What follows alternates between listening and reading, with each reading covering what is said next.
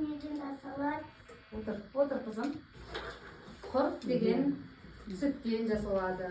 Сүтті айран қылып ұйтамыз. Сол ұйтқыны айранды қайнатамыз.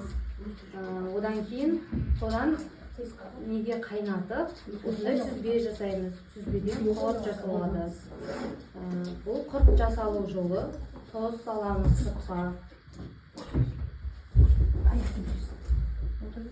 Көлеміне қарай тоз саламыз. Бұл құрт деген әрбір қазақтың дастарханында салынып тұратын ас мәзірі. Құрт жасалу жолдары. Алдымен құрт жасаған кезде қызым қолымызды жуамыз. Ма?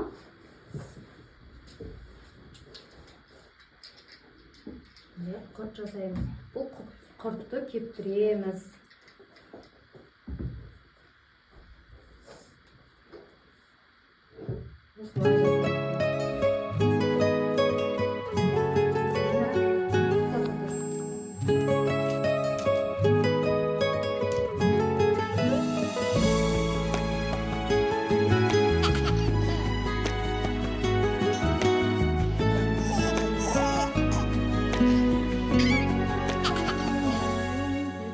Қызыма әппәға кеңдің тілегісің, кеудеде соққан анаңның жүрегісің.